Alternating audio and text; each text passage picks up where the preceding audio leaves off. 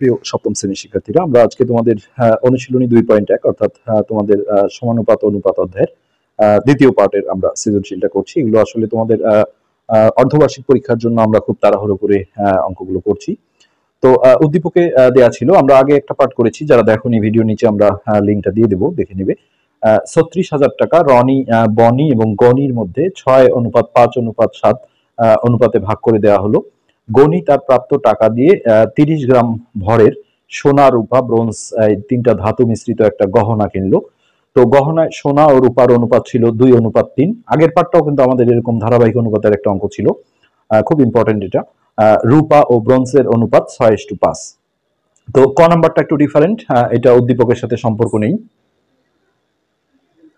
তো ক নাম্বারে হচ্ছে ক্রমিক সমানুপাত চাওয়া হয়েছে। দেখো, তো ক্রমিক সমানুপাতের কিন্তু একটা সূত্রই আছে। হ্যাঁ, ক্রমিক সমানুপাত বিষয়টা আগে তোমাদের ক্লিয়ার বুঝতে হবে, না হলে আসলে অঙ্কটা তোমাদের কঠিন মনে হবে। ক্রমিক সমানুপাতের ডিজাইনটা এরকম যে প্রথম রাশি একটা আছে শুধু সমানুপাত, এটা হলো শুধু সমানুপাত হলে হয় প্রথম রাশি অনুপাত দ্বিতীয় রাশি, এটা হলো শুধু সমানুপাত। মাঝখানে থাকে সমান, এখানে চারটা রাশি থাকে, তৃতীয় রাশি অনুপাত চতুর্থ রাশি, এটা হলো সমানুপাত। আর আমরা এখন যে অঙ্কে আছি এটা হলো ক্রমিক সমানুপাত। হ্যাঁ, ক্রমিক সমানুপাতে কিন্তু তিনটা রাশি থাকে, এখানে চতুর্থ রাশি থাকে না। সো ক্রমিক সমানুপাতের সূত্রটা দেখো এরকম, দ্বিতীয় রাশিটা দুইবার আসে, অর্থাৎ প্রথম রাশি অনুপাত দ্বিতীয় রাশি, আবার মাঝখানে সমান চিহ্ন দিয়ে এখানে দ্বিতীয় রাশিটা আরো একবার আসবে, দ্বিতীয় রাশি অনুপাত হচ্ছে তৃতীয় রাশি। এটা হলো ক্রমিক সমানুপাতের ডিজাইন। তো এখান থেকে আমরা এটাকে দেখো, অনুপাতকে যদি ভাগের আকারে নেই তাহলে যেটা হবে প্রথম রাশি এইভাবে বাই করে এটা নিচে চলে আসবে, বাই দ্বিতীয় রাশি, আর মাঝখানে থাকবে সমান চিহ্ন, এখানে দ্বিতীয় রাশি থাকবে উপরে, এই পাশটা আমরা বাই করে উপর নিচ করে নিচ্ছি, দ্বিতীয় রাশি বাই হচ্ছে তৃতীয় রাশি।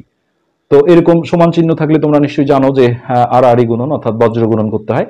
তো এই ক্রমিক সমানুপাতের ক্ষেত্রে সবসময় এই কোণাটাই এই পাশে রাখতে হয়। দ্বিতীয় রাশি গুণন দ্বিতীয় রাশি মানে হচ্ছে দ্বিতীয় রাশির উপর স্কোয়ার, যেমন এক্স এক্স গুণ করলে স্কোয়ার হয়, আর সমান দিয়ে এই পাশে আমরা এই কোণাটা গুণ করব, অর্থাৎ প্রথম রাশি। এটি কিন্তু ক্রমিক সমানুপাতের সূত্র বলা যায়, অঙ্ক করতে গেলে এই সূত্রটাই প্রয়োজন হয়। তো এখন এইখানে আমরা ক নম্বরে দেখি কি কি দেওয়া আছে। তো এইখানে ক্রমিক সমানুপাত উল্লেখ করা হয়েছে, পাতি আর রাশি আসলে একই জিনিস, যাই হোক। তো এটা হলো প্রথম রাশি, তো আমরা এইভাবে যদি লিখি যে প্রথম রাশি হচ্ছে 3, আর সিরিয়ালি এক্সটা হলো আমাদের দ্বিতীয় রাশি, দ্বিতীয় রাশি হলো এক্স, আর 12 হলো আমাদের তৃতীয় রাশি। এখানে কোনো চতুর্থ রাশি থাকে না, তৃতীয় রাশি হচ্ছে 12। তারপরে আমরা এখানে এই মাঝের এই লাইনগুলো আর দেখাবো না, সরাসরি তোমরা এটা মুখস্থর মতোই রাখবে, আর না হলে রাফে এইভাবে বের করে নিতে হবে। তো আমরা এইখানে সরাসরি যদি লিখি যে আমরা জানি ক্রমিক সমানুপাতের ক্ষেত্রে, ক্রমিক সমানুপাতের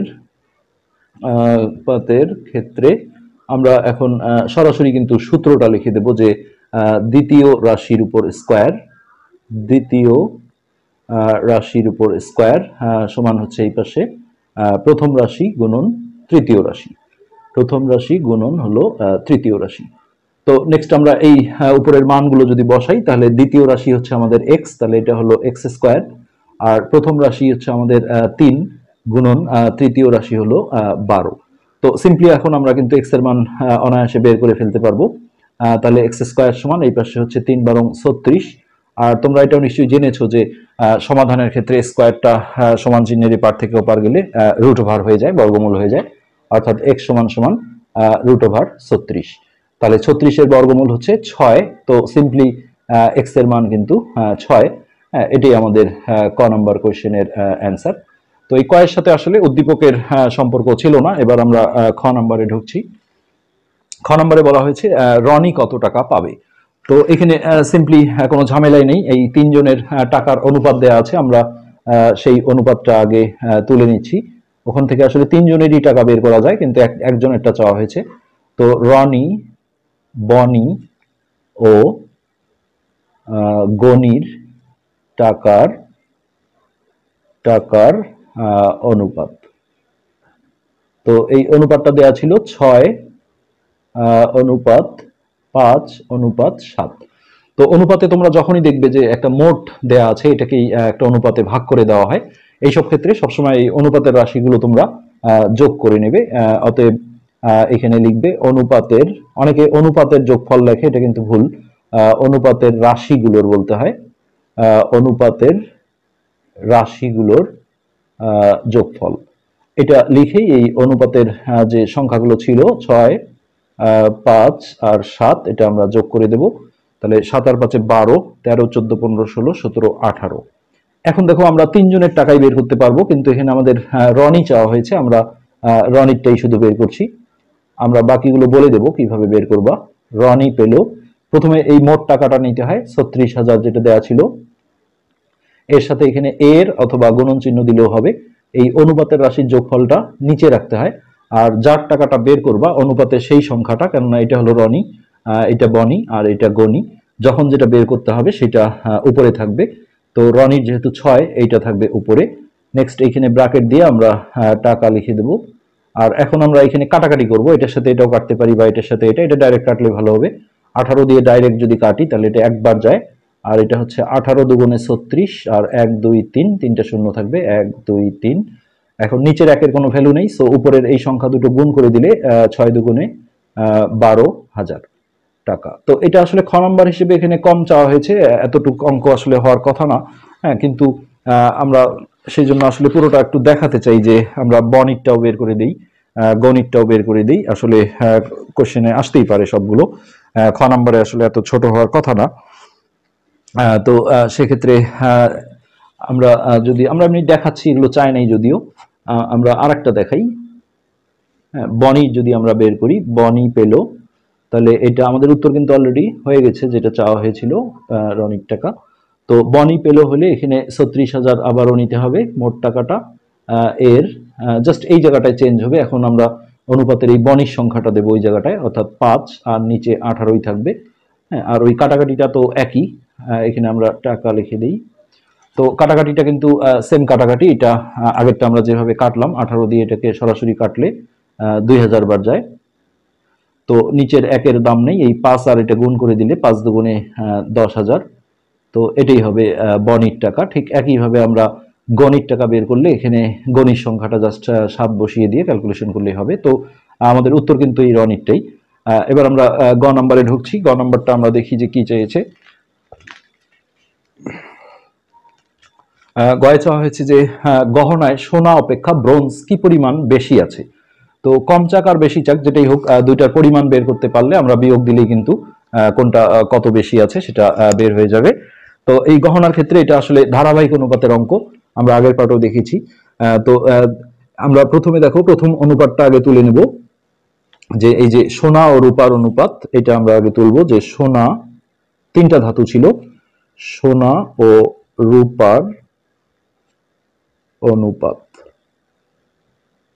সোনা ও রূপার অনুপাত দেওয়া আছে হলো 2:3।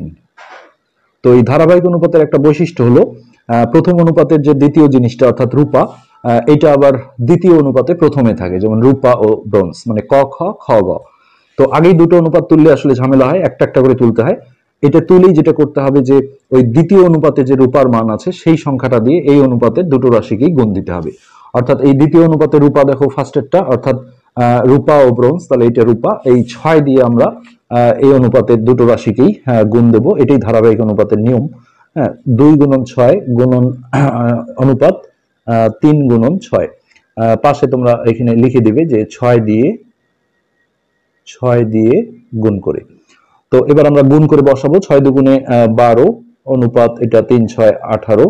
এই গুণটা করার অর্থ এই কারণেই যে ধারাবাহিক অনুপাতের নিয়মই হলো, দেখো সোনা রূপা আর এটা হলো রূপা ব্রোঞ্জ, এটা থেকে সোনা রূপা ব্রোঞ্জ এই তিনটার অনুপাত বের করাটাকেই বলা হয় ধারাবাহিক অনুপাত। তো সোনা তো আমরা 2 নিতেই পারি, কিন্তু রূপা এখানে আছে 3, এখানে আছে 6, কোনটা নেব? হ্যাঁ, আর ব্রোঞ্জ কিন্তু আমরা 5 নিতে পারি, কোনো সমস্যা না। তো এই জন্যই এইখানকার রূপার মান দিয়ে একে গুণ দিতে হয়, আর ওইখানকার রূপার মান দিয়ে একে গুণ দিতে হয়, তাহলে রূপার পরিমাণটা একই হয়ে যায়। তো এবার আমরা দ্বিতীয় অনুপাতটা যদি নেই, যে রূপা ও ব্রোঞ্জের রূপা ও ব্রোঞ্জের অনুপাত। তো এই অনুপাতটা দেওয়া ছিল 6:5, 6:5। তো এই অনুপাতকে আমাদের গুণ দিতে হবে এই প্রথম অনুপাতে যে রূপার মানটা ছিল অর্থাৎ 3। এটা কিন্তু এখন চেঞ্জ হয়ে 18 চলে আসছে রূপাটা। হ্যাঁ, কিন্তু এই গুণফলটা না, মূল অনুপাতে যে সংখ্যাটা আছে সেটা দিয়ে গুণ দিতে হবে, অর্থাৎ 6 × 3 ইস টু, এটা আমরা এটাকেও 3 দিয়ে গুণ দেবো, কেননা অনুপাতে দুইটা রাশিকে একই জিনিস দিয়ে গুণ ভাগ করলে মানের কোনো পরিবর্তন হয় না। এই সুযোগে আমরা এই কাজটা করি। তাহলে এখানে আমরা লিখবো 3 দ্বারা গুণ করে, 3 দ্বারা গুণ করে। তো এটা গুণ করে হলো 18। এই দেখো এখন এখানেও রূপা 18, এখানেও রূপা 18 চলে আসছে। আর সোনা আর ব্রোঞ্জ কি আসে আসুক, জাহান্নামে যাক। হ্যাঁ, এটা 3 × 5 = 15। এখন এইটা থেকে আমরা যখন তিনটার অনুপাত তৈরি করে নেব, যে সোনা রূপা, সোনা রূপা ও ব্রোঞ্জের অনুপাত, এটাকেই বলা হয় ধারাবাহিক অনুপাত, ব্রোঞ্জের অনুপাত। এখন আমরা গুণ করে যেগুলো পেয়েছি সেখান থেকে নেব, অর্থাৎ সোনা নেব হচ্ছে 12, আর রূপা যেটা এই যে 18 চলে আসছে একই, এটা নেব, আর ব্রোঞ্জ নেব হচ্ছে 15। এখন আমাদের এগুলোর আর কোনো প্রয়োজন নেই। এখন আমরা দেখব যে অঙ্কে কি চাওয়া হয়েছে। তো গহনায় সোনা অপেক্ষা ব্রোঞ্জ, যাই হোক, এখন আমরা উপরে উদ্দীপকে একটু পড়ে দেখি যে টোটাল গহনার একটা ওজন দেয়া ছিল, যদিও এখানে বলা হয়েছে গণি তার টাকা দিয়ে কিনেছে, আসলে কত টাকা দিয়ে কিনেছে এটা এখানে দরকার নেই। এই যে 30 গ্রাম যে গহনার মোট ওজন, এটা আমাদের প্রয়োজন হবে। আমরা আগের অঙ্কেও দেখলাম মোট দেয়া থাকলে আমরা অনুপাতের রাশি যোগ করে যে এর করে বের করেছি, এটা আমরা সেই করব। তো এখানে আমরা এই অনুপাতের রাশিগুলো আগে এখান থেকে যোগ করে নেব। তো আমরা সেটা লিখছি যে অনুপাতের রাশিগুলোর, অনুপাতের রাশিগুলোর যোগফল। যখনই মোট দেয়া থাকে তখন এই অনুপাতের রাশিগুলো যোগ করে নিতে হয়। তাহলে 12 যোগ 18 যোগ হচ্ছে 15। তো 8 × 5 = 13, 13 আর 2 15, 5 হাতে 1, 1 আর 1 2 3 4, 45 আসলো আমাদের অনুপাতের রাশির যোগফল। তো এখান থেকে আমরা দেখবো আমাদের তিনটাই প্রয়োজন হবে না, সোনা আর ব্রোঞ্জটা প্রয়োজন হবে। তো আমরা সেই দুটোই বের করব। তো এখানে আমরা লিখি যে সোনার পরিমাণ, সোনার পরিমাণ। তো আমাদের মোট গহনাটা ছিল 30 গ্রাম। তো মোটটা আমরা আগে লিখব, তারপরে এর বা গুণন চিহ্ন দিয়ে অনুপাতের রাশির যোগফলটা রাখবো নিচে, আর এই অনুপাতের যে সোনার পরিমাণটা 12, এটাকে রাখতে হবে উপরে। তারপরে এখানে আমরা গ্রাম এককটা লিখে দেব। তো আমরা এটা 30 দিয়ে কাটাকাটি করি, সরি 15 দিয়ে, 15 দুগুণে 30, আর এটা 15 দিয়ে আমরা ভাগ দিলে 3 × 15 = 45। এবার এটার সাথে এটাও কাটা যাবে, 3 দিয়ে 3 কে ভাগ দিলে 1, আর এটা 3 × 4 = 12, নিচের একের কোনো দাম নেই, সো এই দুটো গুণ করে দিলে 4 দুগুণে 8 গ্রাম, এটা হচ্ছে আমাদের সোনার পরিমাণ। আর এখানে আমাদের ব্রোঞ্জটা প্রয়োজন হবে, সো আমাদের রূপার প্রয়োজন নেই। হ্যাঁ, এবার আমরা ব্রোঞ্জের পরিমাণটা বের করব। এখানে আমরা লিখি ব্রোঞ্জের, ব্রোঞ্জের পরিমাণ। এখানেও আমরা সেই মোট গহনার ওজনটা নিলাম, তারপরে এর অনুপাতের রাশির যোগফলটা নিচে দিলাম, আর এই অনুপাতে ব্রোঞ্জের যে সংখ্যাটা ছিল 15, এটা রাখবো এখানে। হ্যাঁ, দিয়ে এখানে আমরা গ্রাম লিখে দেব। তারপরে ওই একই কাটাকাটি, 15 দিয়ে 15 দুগুণে 30, আর 15 দিয়ে 3 × 15 = 45। এবার এটাকে আমরা কাটলে 3 দিয়ে কাটলে 1, আর এটা 3 × 5 = 15, নিচের একের কোনো ভ্যালু নেই, সো এটা 5 দুগুণে 10 গ্রাম আসলো আমাদের ব্রোঞ্জ। তো এখন এখানে যেটা চাওয়া হয়েছিল যে সোনা অপেক্ষা ব্রোঞ্জ কি পরিমাণ বেশি আছে। তো সোনা আমরা পেলাম 8 গ্রাম, ব্রোঞ্জ পেলাম 10 গ্রাম। তাহলে এখন ব্রোঞ্জ বেশি আছে, বিয়োগ দিলে আমরা পেয়ে যাব ব্রোঞ্জ বেশি আছে, বেশি আছে। তাহলে 10 - 8 গ্রাম, যেটা অ্যান্সার হচ্ছে আমাদের 2 গ্রাম। খুব ভালো অঙ্ক ছিল। হ্যাঁ, তো এটি কিন্তু আমাদের এই গ নম্বর কোশ্চেনের অ্যান্সার, অর্থাৎ 2 গ্রাম। তো এটি ছিল মূলত আমাদের আজকের পাঠ। তোমাদেরকে রিকোয়েস্ট, যারা চ্যানেলটা সাবস্ক্রাইব করোনি সাবস্ক্রাইব করবে। আজকে পর্যন্তই, ধন্যবাদ।